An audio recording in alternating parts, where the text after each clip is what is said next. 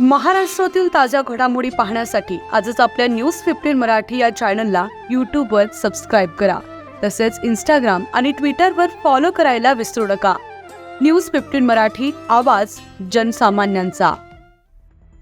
दिवाळीच्या पूर्व पहाटे अर्जुनीत भक्तिमय गजर. सरस्वती संगीत विद्यालय फाउंडेशनतर्फे सुरमई दिवाळी पहाट कला महोत्सवाचं आयोजन. गोंदियाच्या अर्जुनी मोरगाव येथील दिवाळीच्या पूर्व पहाटेला भक्ती, संगीत आणि कलेचा सुंदर संगम पाहायला मिळाला. महाराणा प्रताप चौक येथे सरस्वती संगीत विद्यालय फाउंडेशनतर्फे सुरमई दिवाळी पाठ या भव्य कला महोत्सवाचं आयोजन करण्यात आलं. कार्यक्रमाचं उद्घाटन पद्मश्री डॉक्टर परशुरामजी खुणे यांच्या हस्ते करण्यात आलं. पहाटे 5 वाजता सुरुवात झालेल्या या कार्यक्रमात भावगीत, भक्तिगीत, शास्त्रीय गायन, नाट्यसंगीत तसेच चित्रपट संगीतातील मनमोहक सादरीकरणाने उपस्थित प्रेक्षक मंत्रमुग्ध झाले. यासोबत रांगोळी व चित्रकला स्पर्धांमध्ये तालुक्यातील अनेक मुला-मुलींनी उत्स्फूर्त सहभाग घेतला. त्यांच्या या कलेमुळे संपूर्ण परिसरात दिवाळीच्या पूर्वसंध्येला भक्तिभाव, रंग आणि सुरांचा अद्भुत संगम पाहायला मिळाला. परशुरामकर सर आम्हाला प्रत्येक विद्यार्थ्यांना शिकवतात आणि खरं तर आज या प्रोग्राममध्ये तब्बल 70 विद्यार्थी एका वेळेस तबला सादर करणार आहेत. त्यामुळे खरंच आपल्या विदर्भासाठी तरी खरंच मोठी बाब आहे. त्यामुळे हा दिवाळी पाठ प्रत्येक वर्षी आमच्याकडनं होईल आणि चांगल्या पद्धतीने होईल हे नक्की आहे. किती वर्षापासून हा कार्यक्रम सुरू असतो?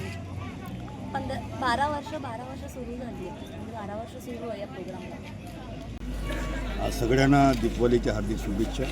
मी पद्मश्री डॉक्टर परशुराम खुणे आज या अर्जुनी मोरगावला दिवाळी पहाट या कार्यक्रमाला एक प्रमुख वक्ता म्हणून मी आलेलो आहे.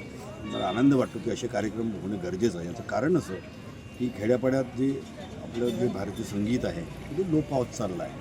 त्या दृष्टीने दिवाळीच्या निमित्तानं का होईना जे काही आपल्या सभोवताल ज्यांना आवड आहे संगीताची किंवा संगीत सुरांची आवड आहे तर म्हणजे कानसेन आणि सुरसेन तर दोन्ही मिलाप म्हणजे दिवाळी पहाट.